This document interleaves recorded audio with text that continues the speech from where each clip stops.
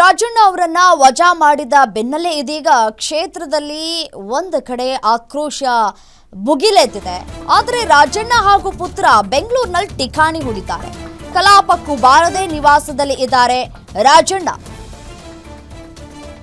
ಪರಿಷತ್ಗೆ ಆಗಮಿಸಿ ವಾಪಸ್ ಆಗಿದ್ದಾರೆ ಎಂಎಲ್ಸಿ ರಾಜೇಂದ್ರ. ಕಾರ್ಯಕರ್ತರ ಮನವೊಲಿಸದೆ ಬೆಂಗಳೂರಿನಲ್ಲೇ ಇದ್ದಾರೆ ರಾಜಣ್ಣ. ಖಾಸಗಿ ಅಪಾರ್ಟ್ಮೆಂಟ್ನಲ್ಲಿ ಉಳಿದುಕೊಂಡಿದ್ದಾರೆ ಮಾಜಿ ಸಚಿವರು.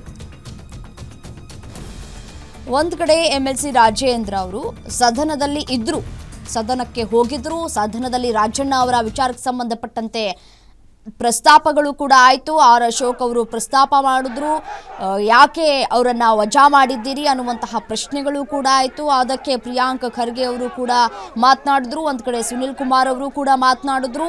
ಈ ಎಲ್ಲ ಮಾತುಗಳನ್ನು ಆಲಿಸಿ ಆನಂತರ ಬ್ರೇಕ್ ಕೊಟ್ಟ ನಂತರ ರಾಜೇಂದ್ರ ಅವರು ಸದನದಿಂದ ವಾಪಸ್ ಮನೆಗೆ ತೆರಳಿದ್ದಾರೆ ಅನ್ನುವಂತಹ ಮಾಹಿತಿ ಸಿಗ್ತಾ ಇದೆ.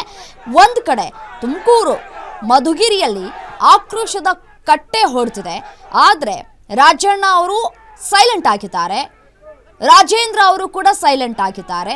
ಇಬ್ಬರೂ ಕೂಡ ಎಲ್ಲಿಯೂ ಕೂಡ ಬಹಿರಂಗವಾಗಿ ಮಾತನಾಡುವಂತಹ ಕೆಲಸಕ್ಕೆ ಮುಂದಾಗಿಲ್ಲ. ಮತ್ತೆ ತಮ್ಮ ಕಾರ್ಯಕರ್ತರು ಅಥವಾ ತಮ್ಮ ಅಭಿಮಾನಿಗಳು ಏನಿದ್ದಾರೆ ಅವರಿಗೆ ಸಮಾಧಾನ ಪಡಿಸುವಂತಹ ಕೆಲಸವನ್ನೂ ಕೂಡ ಮಾಡಿಲ್ಲ. ಇಲ್ಲಿಯವರೆಗೂ ಕೂಡ ಮಧ್ಯಾಹ್ನ 12 ಗಂಟೆ 12:20ಕ್ಕೆ ಶುರುವಾದಂತಹ ಈ ಒಂದು ಪ್ರತಿಭಟನೆಯ ಕಾವು ಕ್ಷಣ ಕ್ಷಣಕ್ಕೂ ತೀವ್ರತೆಯನ್ನು ಪಡೆದುಕೊಳ್ತಾ ಇದೆ. ಮತ್ತು ವಿಷ ಸೇವನೆ ಮಾಡೋದು, ಹಗ್ಗ ಹಾಕೊಂಡು ಕತ್ತಿಗೆ ಆತ್ಮಹತ್ಯೆಗೆ ಪ್ರಯತ್ನ ಮಾಡೋದು, ಪೆಟ್ರೋಲನ್ನು ಸುರಿದುಕೊಂಡು ಆತ್ಮಹತ್ಯೆ ಪ್ರಯತ್ನಗಳು ಕೂಡ ಸತತವಾಗಿ ಆಗ್ತಾ ಇದೆ. ಅದನ್ನು ಪರಿಸ್ಥಿತಿಯನ್ನು ತಿಳಿಗೊಳಿಸುವಂತಹ ಕೆಲಸಕ್ಕೆ ಪೊಲೀಸ್ನವರು ಕೂಡ ಮುಂದಾಗ್ತಾ ಇದ್ದಾರೆ. ಮಧ್ಯಾಹ್ನ 3 ಗಂಟೆಗೆ ಪತ್ರಿಕಾಗೋಷ್ಠಿಯನ್ನು ಕೂಡ ಕರೆಯಲಾಗಿದೆ.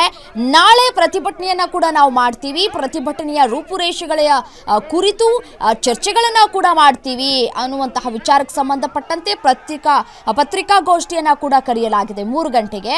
ಇಲ್ಲಿಯವರೆಗೂ ಇಷ್ಟೆಲ್ಲ ಡೆವಲಪ್ಮೆಂಟ್ಸ್ಗಳು ಕೂಡ ಆದರೂ, ಇಷ್ಟೆಲ್ಲ ಆಗ್ತಾ ಇದ್ರು ಕೂಡ ರಾಜಣ್ಣ ಮಾತ್ರ ಗಪ್ ಚುಪ್ ಸೈಲೆಂಟ್, ಒಂದು ಮಾತುಗಳನ್ನು ಕೂಡ ಆಡ್ತಾ ಇಲ್ಲ.